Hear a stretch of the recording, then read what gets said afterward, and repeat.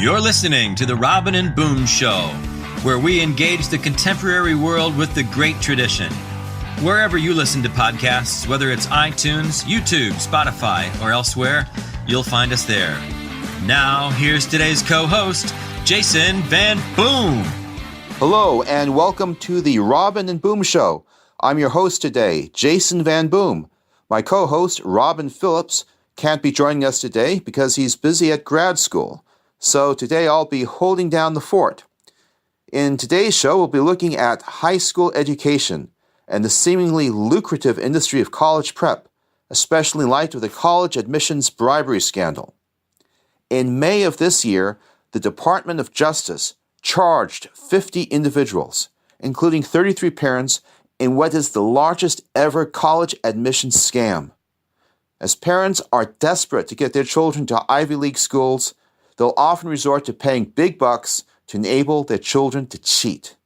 This cheating has involved everything from paying for fake test scores, helping people to create fake CVs, paying millions of dollars for special treatment and admissions process, using bogus athletic scholarships to enable colleges to accept subpar students, and much, much more. Now, one of the reasons the scandal has created such a big shakeup is that some big names are involved, such as Lori Loughlin from Full House and Felicity Huffman from Desperate Housewives. Now, joining us today to talk about this is a poet, podcaster, armchair theorist, and international educator, C. Derick Varn. Derick has taught at both the college and high school level. An international educator, he's taught in the United States and in Mexico, South Korea, Egypt, returning to the U.S. to teach in the glorious state of Utah. He presently lives in Salt Lake City. His most recent big publication is his collection of poems, Apocalyptics. The reason I invited Derick is because he combines such an extensive teaching experience with an approach to virtue ethics and a general philosophical orientation that I have found personally enriching. So, welcome, Derick. Hi. Yeah. And interestingly enough, you talked to me about this today. My employer just dissolved based on similar sorts of problematic financing. Which I'll have to be cagey about because there are pitting litigations. But okay, yes, be cagey, but we get the gist. So this is more than just a few Hollywood celebrities. This kind of phenomenon is rippling across the country. Yeah, and it's endemic. It's across the world, and it's endemic. It's really endemic to. I was talking about this the other day. I'm looking for new teaching jobs right now, but I haven't worked in a sector of education that hasn't been rife with this kind of corruption. And I'm on the left, so people assume that I would have a very pro public school view, and to some extent I do. But this corruption is rife in there too. It's rife in the charter schools, and it's rife in the private schools. The moral hazard, to use a technical economic term, is different in each sector, but it's omnipresent. So what is it that we're talking about? And there's kind of three things. One is sort of lucrative and legal college prep, particularly for elite schools. Two is the way the rest of the school system sort of builds around that, kind of giving a lot of people false promises of meritocracy. And three, that there's all sorts of sketchy financing because education is labor intensive and thus it's not very profitable. But since it's tied to the state, in most cases, you can kind of back end skim in a lot of ways. And in America, the school choice movement has made this worse, but it's not unique to the charters or the private schools remotely. And I can say that I've taught at every kind of school. I started off in public schools and quit in anger at some bureaucratic nonsense I was asked to do that was corrupt, and we can go into that later. that was over a decade ago. Then I've taught at all kinds of private schools, and now a charter school. And so I've seen all of it, and it's a little bit concerning. And the other thing I've done is I've trained teachers and taught at universities abroad, often trying to feed kids back into American universities. And that also plays into this scandal, but is not as talked about because it's not as transparently scandalous. Well, and the scandal that people are, I think, perhaps kind of quasi-naturally more concerned about what's happening within their own country than in another country. So if this was simply a matter of oligarchs in another country trying to bribe Harvard or USC to get their elite kids into the schools, I don't think it would make such a big deal as when it's, oh my God, this actress from Full House or Desperate Housewives is involved in this. And yet, in another way, that the international stuff, and look, I'm an internationalist in most ways, and I actually really hope more people come to the United States to get an education. But the international stuff actually probably affects their kids more, to be frank. So you could get it. I could get into that. A lot of the scandals on segregations and quotas have to do with native-born Asian American students, Asian students, and then the way those have disproportionately hurt or seem to maybe hurt people other races. Similarly to what happened with Jews in the early 20th century in universities once they were allowed in at the same rate. So to be very specific, so like, there's a bunch of lawsuits right now pending on ratios of Asians and Asian American students, particularly in West Coast universities, because they make up a disproportionately large number of the student body compared to the population size.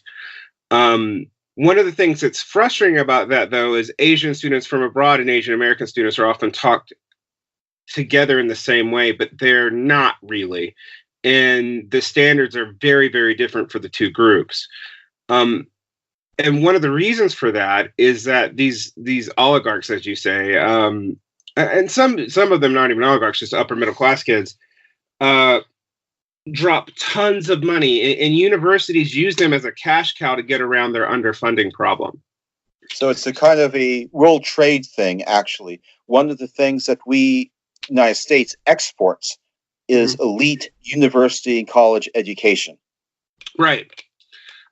Sometimes, like in the Middle East, they often will just set up like parallel campuses with the same names. This seems to be more a thing in the Middle East than in East Asia.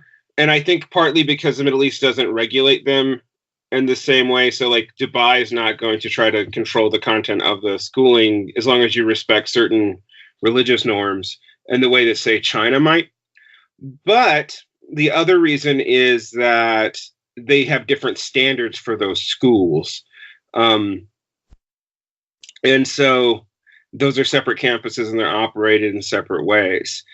But it brings in a lot of money into the system. Now, the other issue in this is the elite public schools have different funding structures and stuff than the elite private schools. And this is somewhat fascinatingly shameful. So, excuse me. One of the things that we've noticed that since I've worked in the international education sector is if a kid comes from say, I don't want to pick on China, but it is usually China. A place that has lots of new money, China, Malaysia, places where there's recent billionaires. And the first generation wants the second generation to be Western educated properly. These endemic cheating scandals tend to happen. And they happen a lot. Like the College Board, for example, this is not China, but has removed giving tests in South Korea more than once because the cheating endemic was so bad. And even though the public schools there are are by the PISA test, that test that we tend to rank the various national school systems against each other, are quite good. The universities there are not. And so there's this major pressure to get kids into the United States if they can't get into one or two of the top universities in South Korea, because there's just tons of quasi for-profit universities there. Now, what does this have to do with the cheating scandal in the United States? Well, a lot of these tactics, these backdoor tactics that seem to have been really blown up, and they have nasty consequences, not just for the notion of meritocracy, and I can talk about what it's probably going to do later. I saw similar things in the international school world, where like you would find backdoor ways to proctor tests. You try to get exemptions for special education to create a smaller proctoring environment where there's less oversight. You would often just, do the legal corruption thing of just endowing major buildings at a university so that you had legacy admissions. These things are endemic, and only the testing part of it is where you've seen a whole lot of just blatant corruption lately. And what's sad is in the case of these, this Hollywood scandal, right? The way that the testing was manipulated is through use of special education exemptions. And then exemptions for athletes. And we might not have a lot of sympathy for the athletes, but I can talk about that too, because I actually do. And I know why those exemptions exist.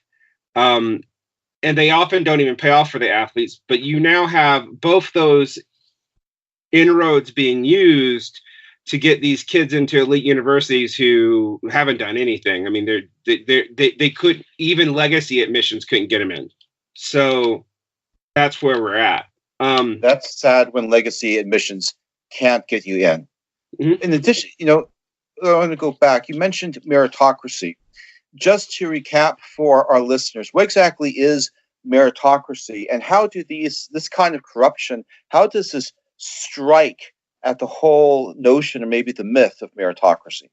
Well, the funny thing about meritocracy is it was originally coined as a satire, a satirical term, for real. I was doing some etymology on it.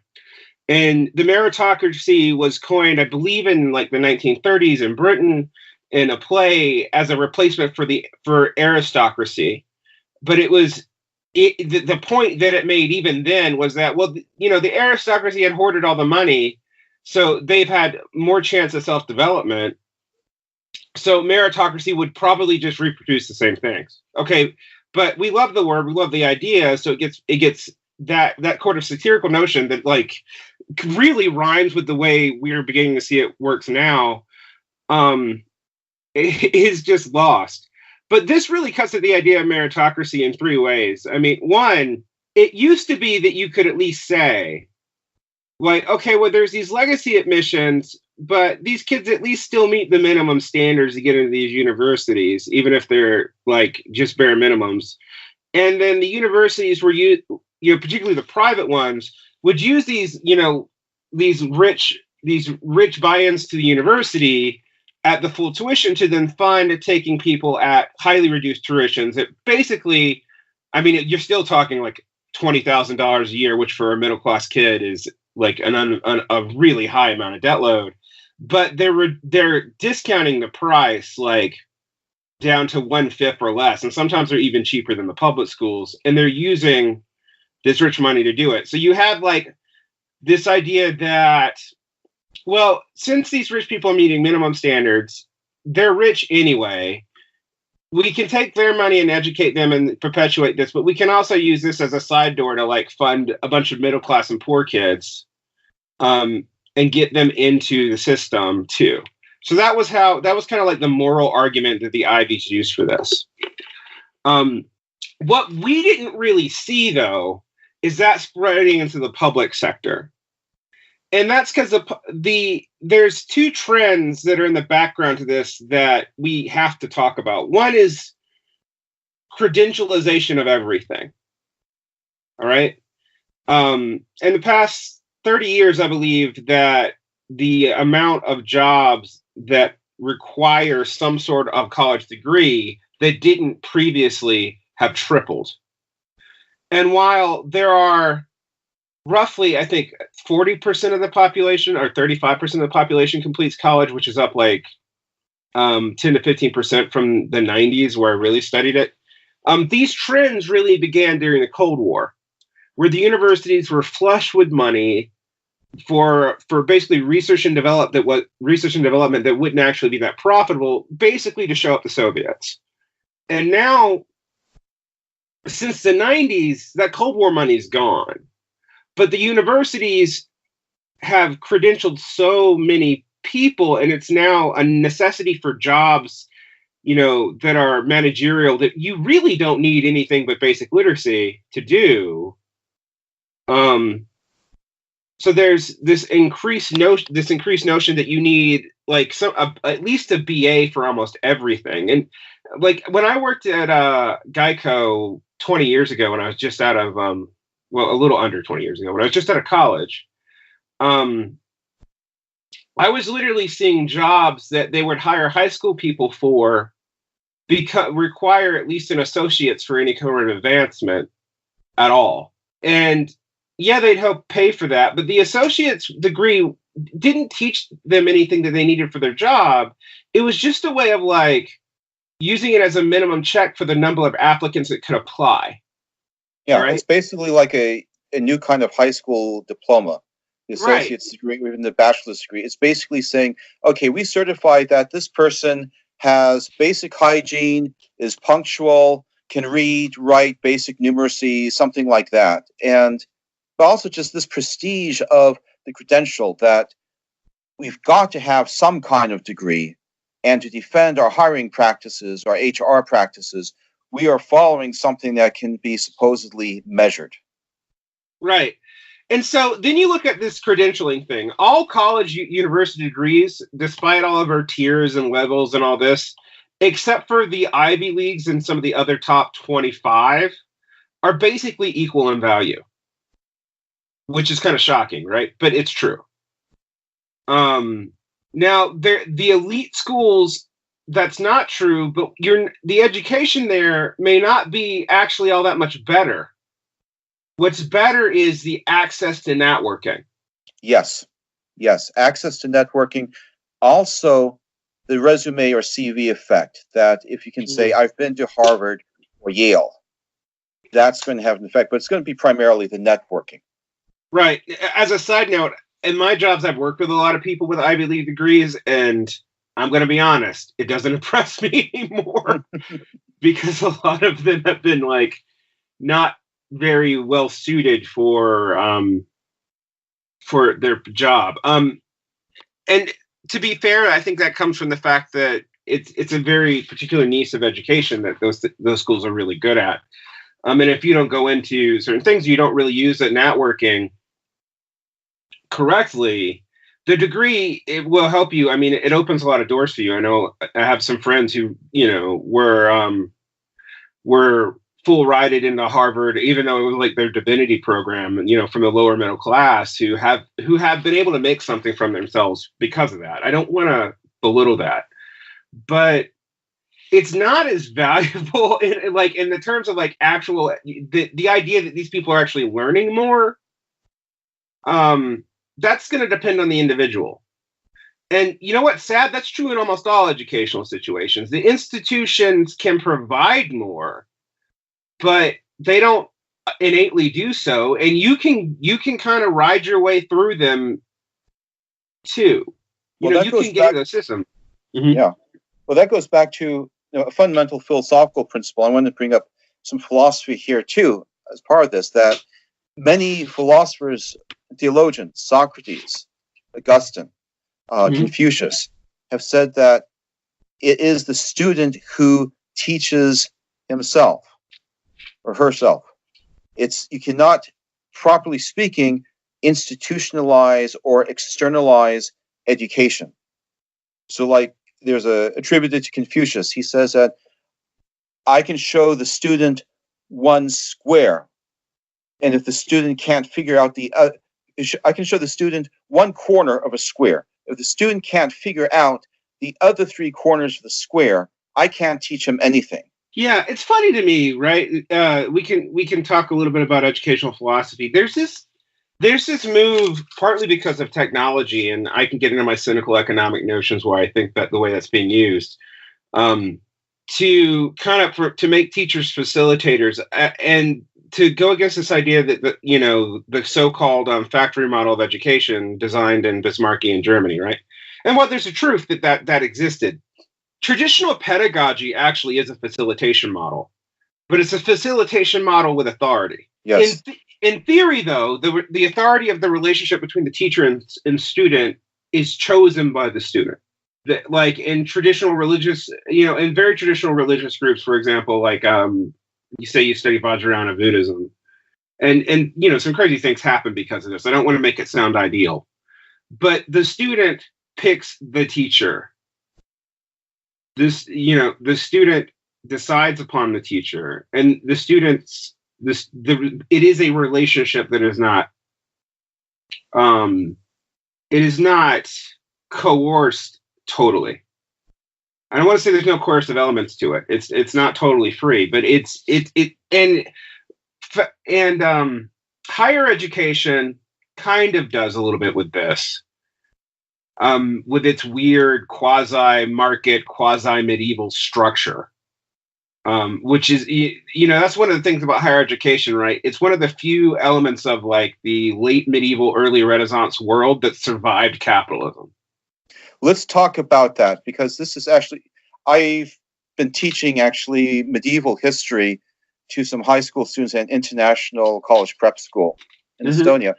And this was actually a topic that I came across, and brought up with them. Maybe you can talk about how does the modern university academic degree system, how does that come out of the medieval guild system?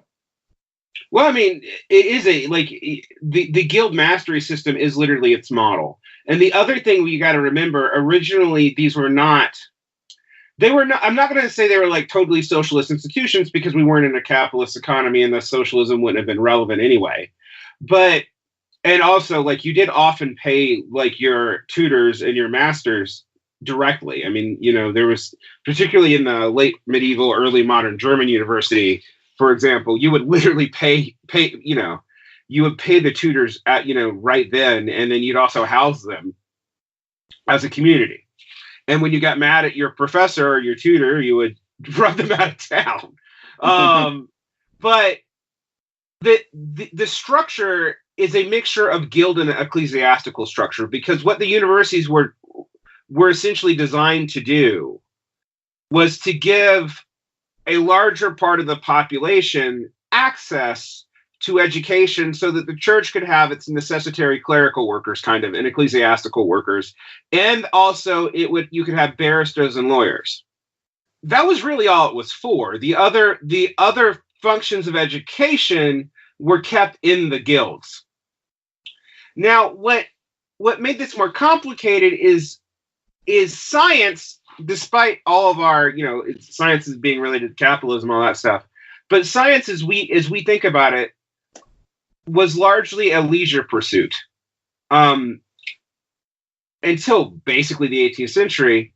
And as the university was trying to justify itself into modernity, it also took in elements of the non-lucrative parts of science into it. And this really paid off in the 20th century, because that's why everybody was investing into them and expanding them to the point they were. I mean, it is a weird side effect of the GI Bill, but it's one that I almost think what must have been designed.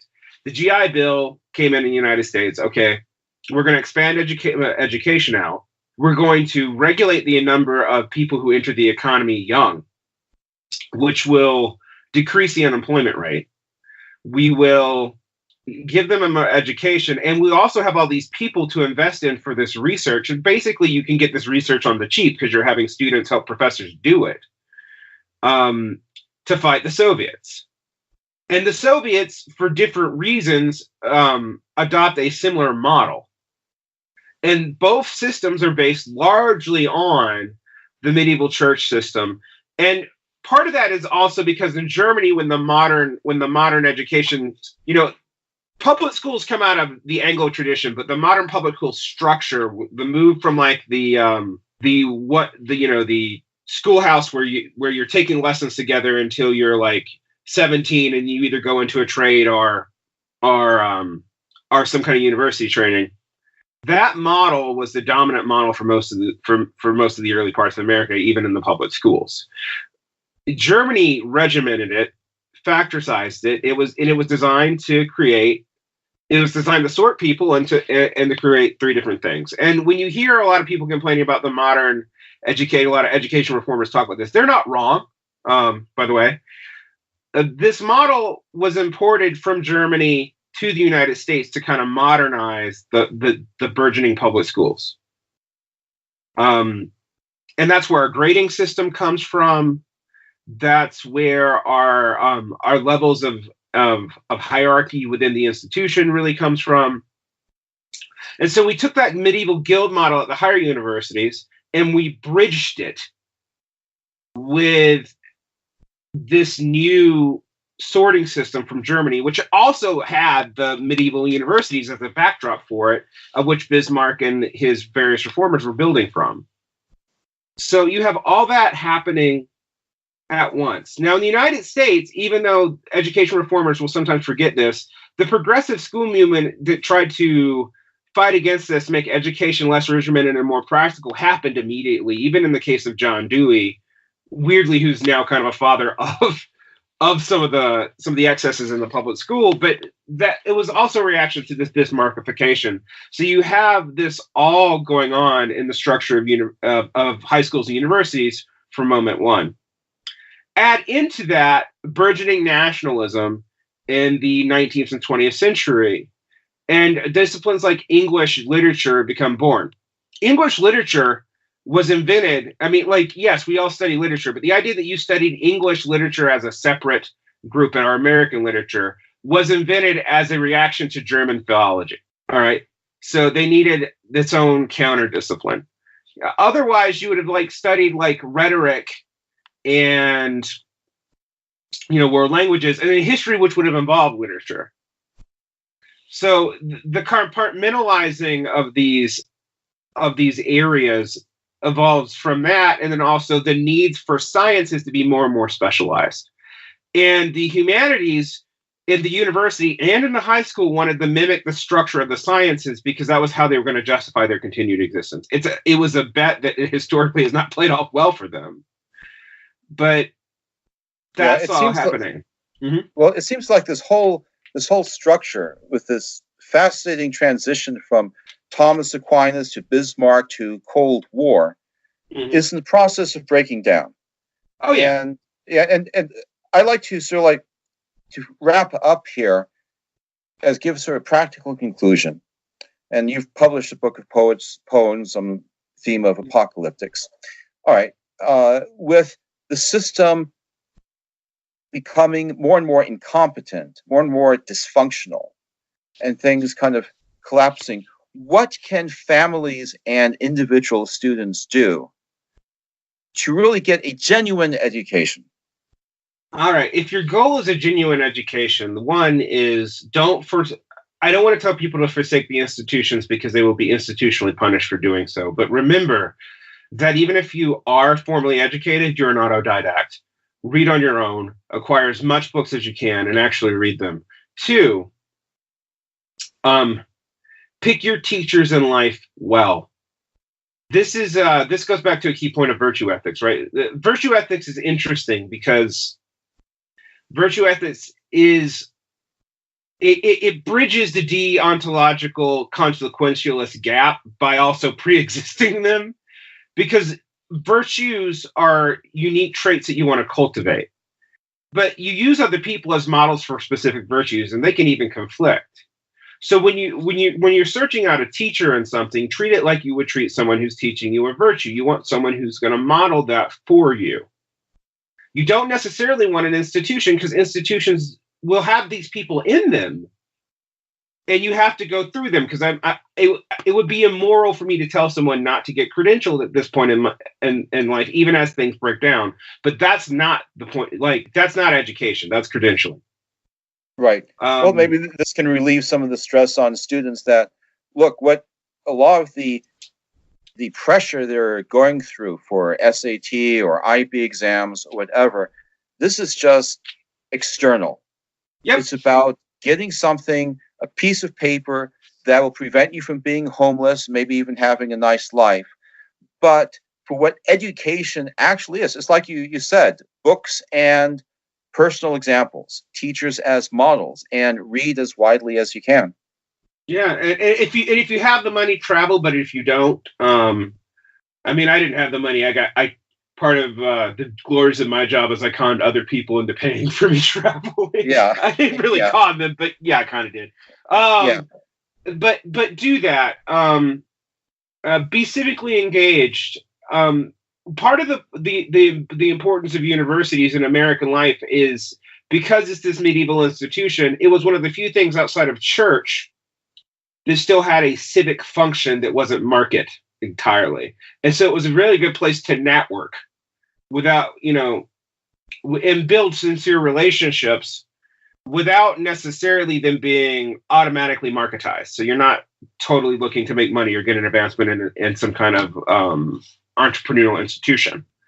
That one area of American life will have to be, and of world life, because I'm talking about America right now, but it exists all over the world. We are going to have to find a replacement for. And, not to go all left-wing greedy on your audience, but that's something I think traditionalists and left-wingers actually both mutually understand if they really understand economics. Even if you like capitalism, its functions are alienating, and its creative destruction tears down traditional institutions. And if you don't build counter institutions to replace them, those functions are lost. And if you lose a place for people to make real connections, when the church is also deracinated largely. I mean, it's one of the ironies of American life in particular, but also European life, is like in America, you still have a huge, people who identify as religious. But if you actually look at church attendance, the patterns are no different than in secular Europe. Yeah. So, and, regardless of how you feel about religious belief, that the social function those things served were a social binding and a place, again, for non-market interaction. And in the case of a lot of churches, it was also the only place where people of different social classes really mixed, right? On not equal footing exactly, but closer to it than in other circumstances. And this is also somewhat true for like the Cold War university. But as that ends, I don't know what's going to happen with that. Because one of the things about world life right now is that the social classes are probably even though we all say that there's no formal institutionalized form of them, the distance between them is greater than they've ever been. Interesting. This is a topic we might have to explore later on, this interaction between secularism and the emerging new class structures. But we're going to have to wrap up right now. Derick, Thank you for joining us. Great to have you here.